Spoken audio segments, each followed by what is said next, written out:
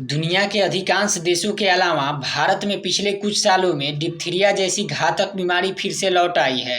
इस बीमारी से उड़ीसा में 10 बच्चों की जान गई है, तो वहीं राजस्थान में 7 बच्चों की जान जा चुकी है। आखिर डिप्थीरिया बीमारी भारत में इतने सालों बाद कैसे लौटी, यह बीमारी कैसे फैलती है और इसके लक्षण और रोकथाम क्या हैं, इस वीडियो में इसी पर चर्चा करने वाले हैं। तो बने रहिए इस वीडियो के अंत तक। 1970 के दशक की सबसे खतरनाक बीमारी डिप्थीरिया भारत में फिर से लौट आई है और अभी इसका प्रभाव कर्नाटक, पंजाब, केरल, तमिलनाडु और महाराष्ट्र सहित कई राज्यों में है, जहां से आए दिनों इस बीमारी से मौत की खबरें आती रहती है।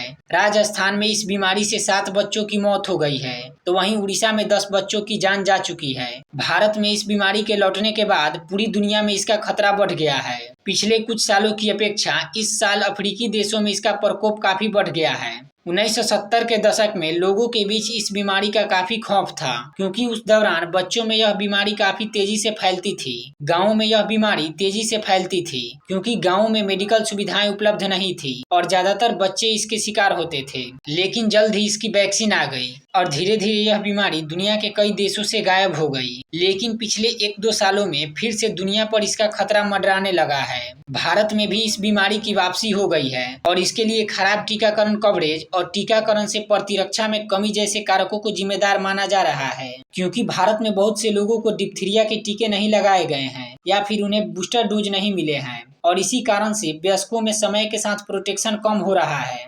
और जिन बच्चों को डिप्थीरिया के टीके नहीं लगाए गए हैं, समय बीतने के साथ बैक्टीरिया से निकलने वाला विष उनके गुर्दे, हृदय और तंत्रिका तंत्र के कामकाज को प्रभावित करने लगा है। डिप्थीरिया एक संक्रामक रोग है जो श्वसन प्रणाली को प्रभावित करता है। यह रोग कोरिने बैक्टीरियम डिप्थीरिया की वजह से होता है। जब इसका टीका नहीं बना था तब इससे काफी बच्चों की मौत होती थी, लेकिन जैसे ही इसका टीका बना और बड़े पैमाने पर बाल टीकाकरण अभियान चलाया गया, तो यह बीमारी धीरे धीरे दुनिया के कई देशों से गायब हो गई। लेकिन हाल ही के कुछ वर्षों में भारत में इसके कई प्रकोप देखे गए हैं। वैश्विक स्तर पर डिप्थीरिया के मामलों की संख्या धीरे धीरे बढ़ रही है। 2018 में 16,651 मामले दर्ज किए गए, जो 2017 की तुलना में दोगुनी से भी ज्यादा थी। भारत में भी डिप्थीरिया के मामले काफी तेजी से बढ़े हैं। WHO की एक रिपोर्ट के अनुसार भारत में 2015 में 2,365 मामले सामने आए। 2016 में ये संख्या बढ़कर 3,380, 2017 में 5,293 और 2018 में 8,105 हो गई। वहीं इस साल 14 अक्टूबर को राजस्थान में इस बीमारी से 7 बच्चों की मौत हो गई है और उड़ीसा से भी 10 बच्चों की मौत की खबर सामने आई है।